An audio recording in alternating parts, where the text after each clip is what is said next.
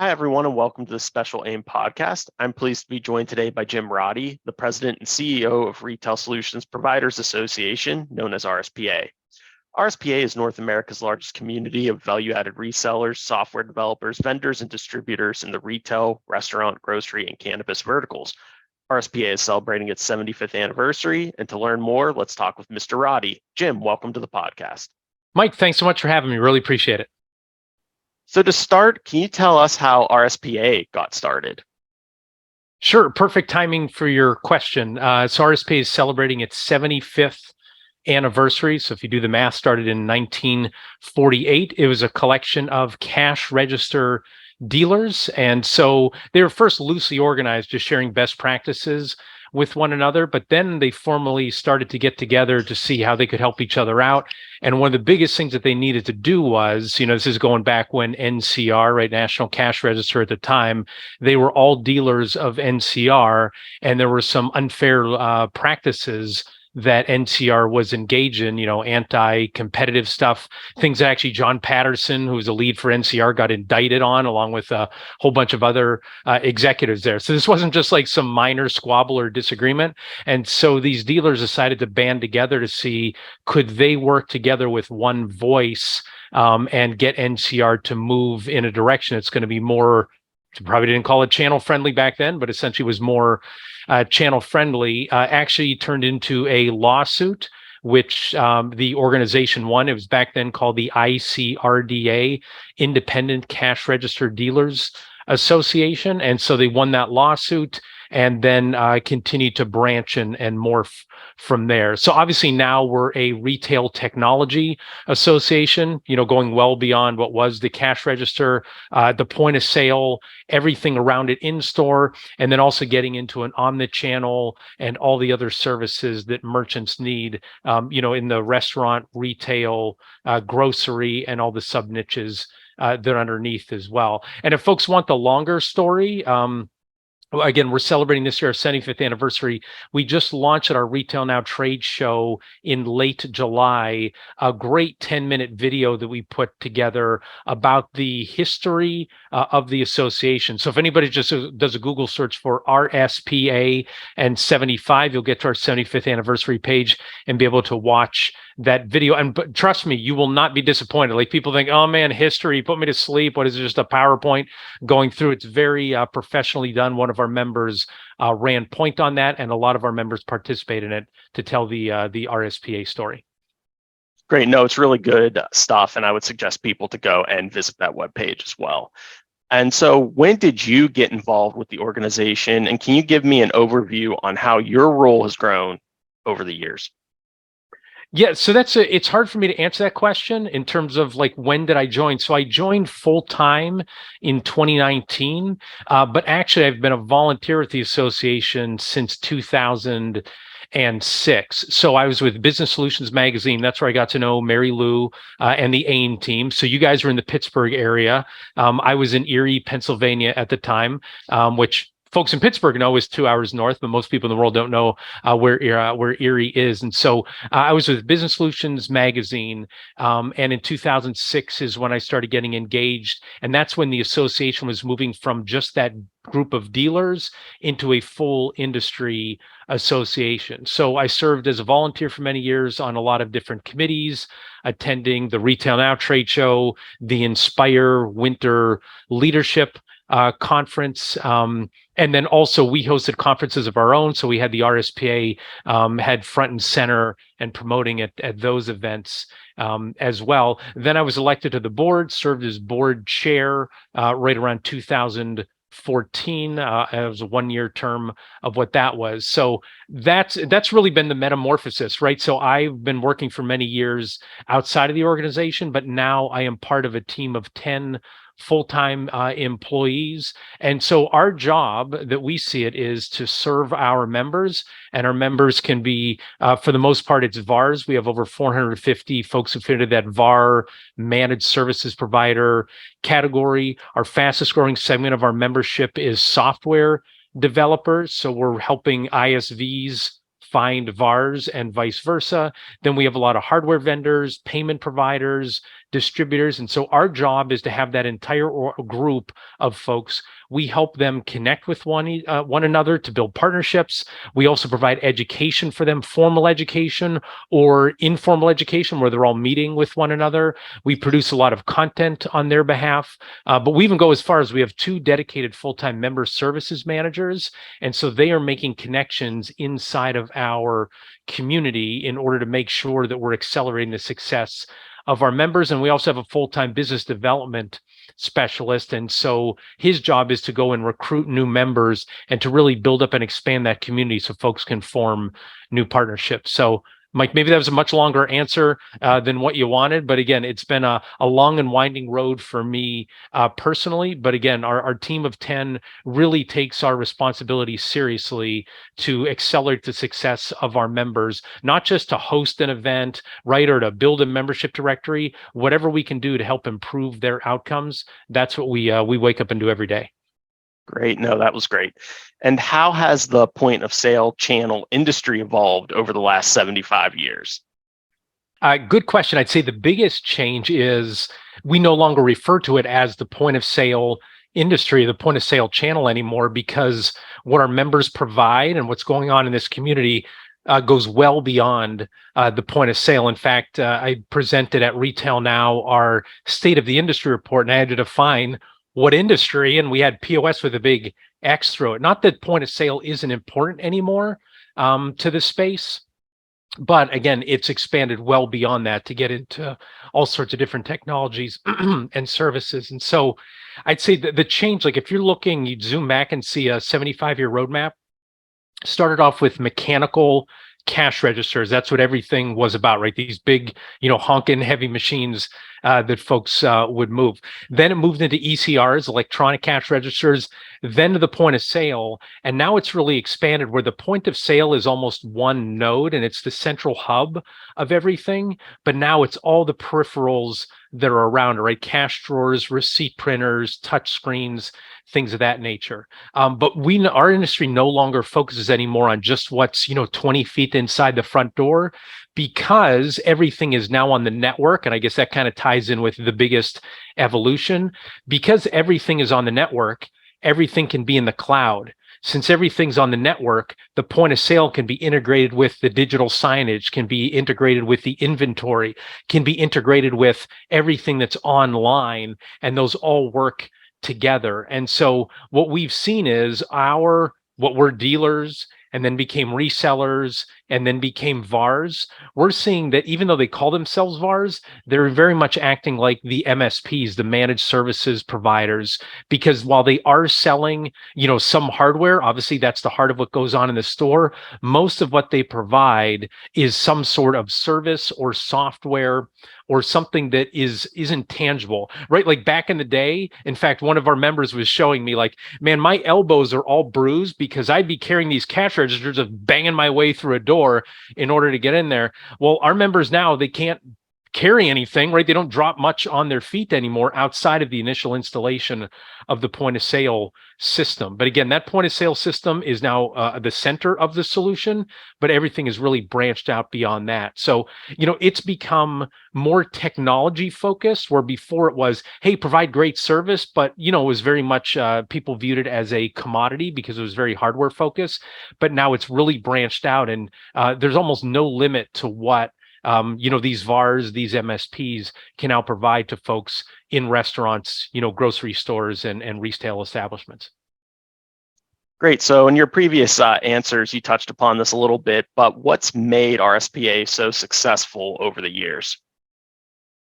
Yeah, so I can say what has made our members successful is the level of service that they're able to provide to their merchants, right? There is no substitute for them, being local, right? Being face-to-face, being able to do a site survey when something goes down on a Friday night, when it's the one night where that restaurant is making a ton of money, they can be there and solve it right away. But there's a lot of other folks who can be local as well. So just being local isn't the only advantage.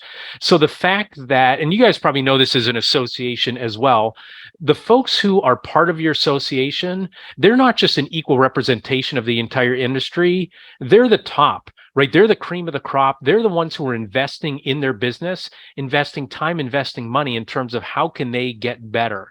And so we hear stories from our members all the time in terms of an event that they attended, an education session that they sat in, a conversation that they had over lunch with somebody about a best practice, how that really revolutionized their business. So that's what I think has really made our members successful, is because they don't just on their own, like, what can I do? How can I figure this out? And have to solve the problem all over again. They can lean on each other and really shortcut and accelerate how they get to maybe not just a good outcome, but even a better outcome than they thought of. So I was actually self-employed for 5.5 years, from shows how old I am, from 1993 through 1998. And so I was a publisher of a couple different magazines. I had to figure so many things out on my own. I had no other publishers to lean on, in the Erie area. But what we have is, right inside of our community, all sorts of self-employed VARs, self-employed software developers or payment companies, right? Everybody like that. When they come together and they can learn from each other, man, that is really something that is amazing. And so we have so many folks, again, we just had our show and we're hearing all sorts of feedback from them in terms of saying the value that they got from it. Again, it could have been something they heard on stage, something on the show floor, or something in the hallway. And so our team knows that that's what makes our members successful. So we're always focused on serving our members, making those connections for them, serving up information to them that's really going to help them become the best technology solution provider they can be, focused on these vertical markets. Great. And what's your favorite memory at RSPA to date? I guess if I can share two, and this will take it all the way from the very beginning in 2006 and all the way to the present day, July of 2023, where we just wrapped up our show. So 2006, I got to attend it was back then, it didn't have a name. It was just like a winter conference.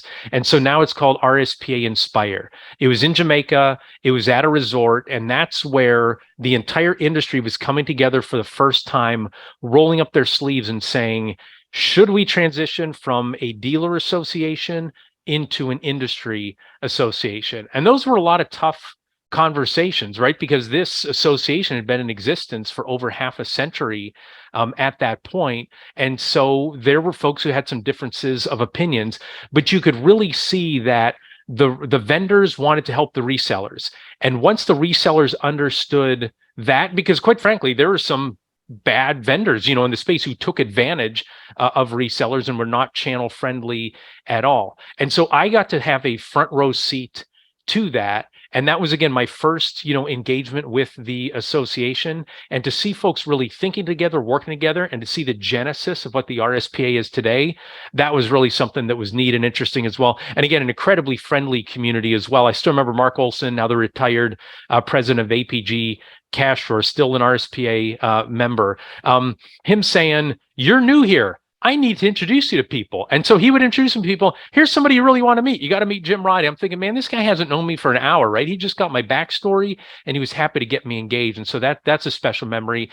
And then again, we just had our Retail Now trade show where we had our 75th anniversary. I think one of the coolest moments was we had, at this big celebration where we unveiled the video that I referenced earlier, we brought on stage, we announced our next gen Rising Stars 40 under 40. So we had almost 40 of those folks, they were almost all in attendance, up on stage. And then we brought up on stage, we had invited Retail Technology Industry Hall of Fame inductees, past board chairs, past service award winners. And we had that collection on stage of these folks who had been with the industry for 20, 30, 40, 50 years on stage with some of these younger folks. And so we have a picture. In fact, I just shared it on Twitter earlier today. It's on our website. The blog post that we have associated with the Retail Now show is that picture of those generations blending together, and seeing that group on stage and bringing it all together. That was really a special moment, and we got a chance for a lot of those folks to meet each other as well. So there's been like a whole bunch of great stuff happening in between. But again, the first thing that happened in 2006 and this most recent one that just happened, a couple weeks ago, those are really special to me, because this is more than just a business association. It's really a people, it's very much a relationship association. So to see all that come together is really special for me. Great. And from your perspective, what do you see as the greatest challenges to the industry on a global basis? Yeah, so I'd say in 2023, the biggest challenge right now for this, reseller channel itself and the VAR channel itself is a lot of these venture capital backed large companies that kind of combine, either software hardware payments. They have tons of money. They're bypassing the channel at this point. And I'd say our members see that as a big challenge for them, because they're saying before, like I alluded to earlier, hey, it was, me and 3 or 4 other the same companies who are in this area making the same bid on this new restaurant, or a retailer were refreshing their point of sale system. Well, now they're saying, boy, a lot of this stuff is happening on the internet, and all these big VC backed companies, they're winning the search engine game. And so, they're omnipresent there in terms of what they do. And so our members very much see that as a threat.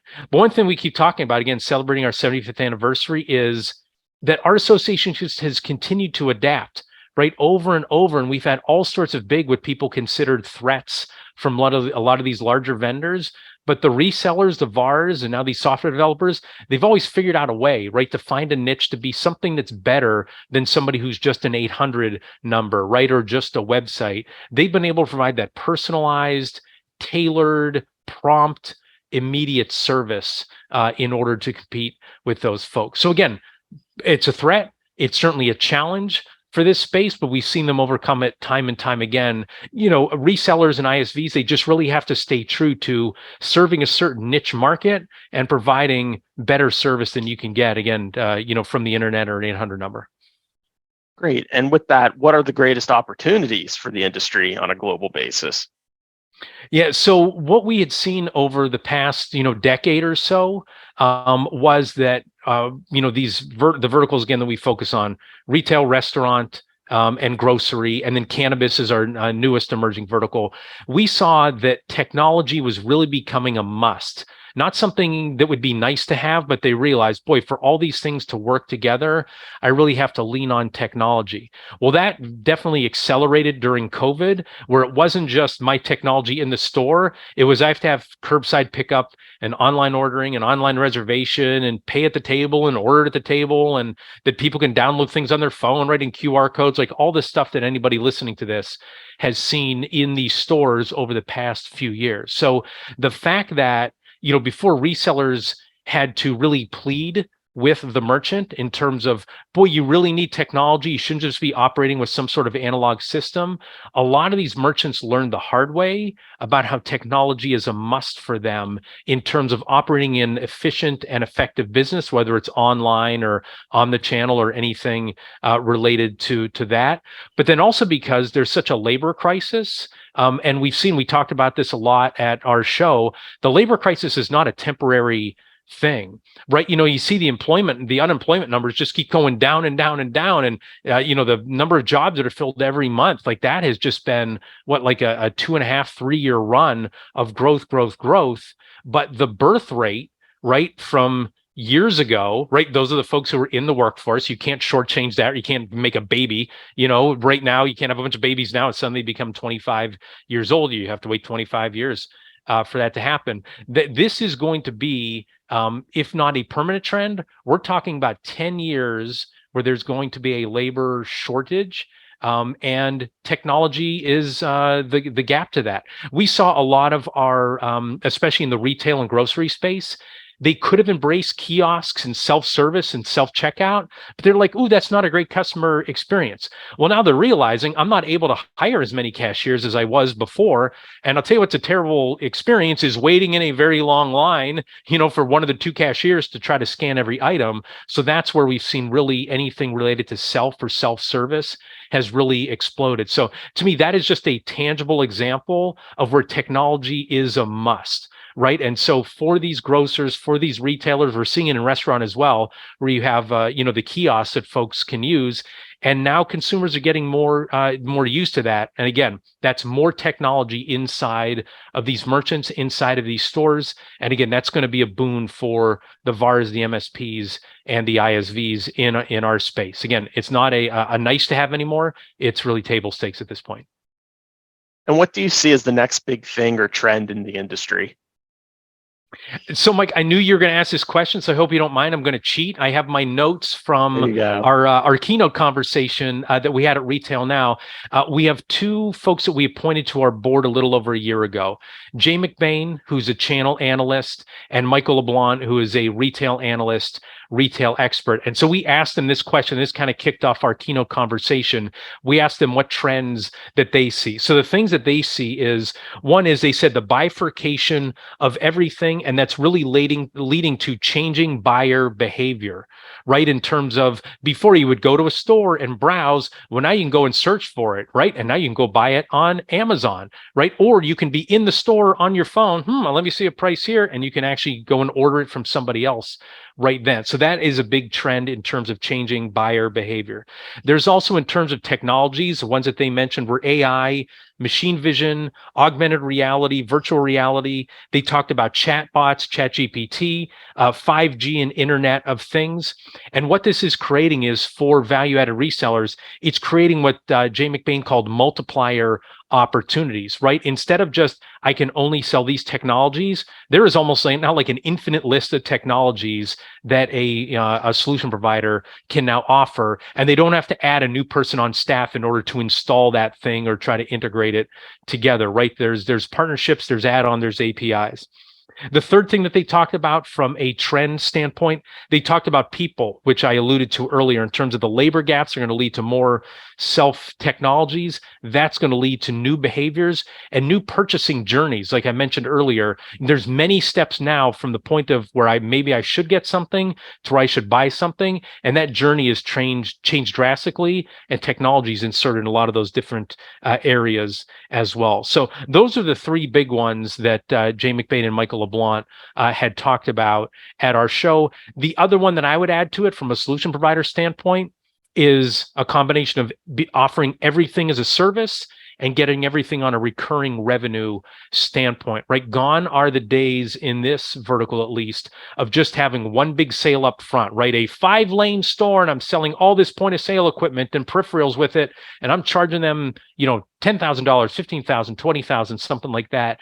Now it's, can you get in right to this space? Can you start handling their hardware? Can you handle the software and their services around it? Can you handle the payment processing and then continue to add as they go forward? As one of our members says, I used to run a sprint, right, trying to sell as much as I could in one big swoop. And he says, now I'm a marathon runner, right? They're going to sell, they want to keep these long-term relationships and get this constant recurring revenue from these merchants. And what advice would you give to a startup getting into this field today? Well, I remember asking that question to one of our members a few years ago, and his response was, get into landscaping, right? It's a lot easier than getting into the channel. So I don't quite subscribe to that. And again, he was being tongue in cheek. I'd say the biggest thing, and I've kind of alluded to it as well, is you don't have to do it alone, right? And so you can lean on not just the association, right? Not just the RSPA. There's all sorts of, the distributors offer tons of great services, right, to anybody who's either a software developer or a VAR getting into this space today.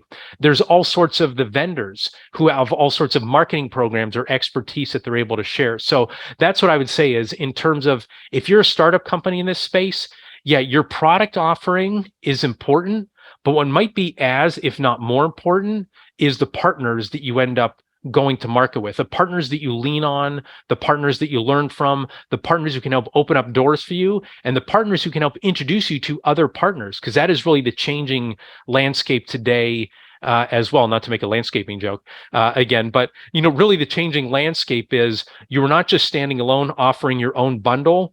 It's really who all you can partner with, who all you can build these different integrations and APIs with.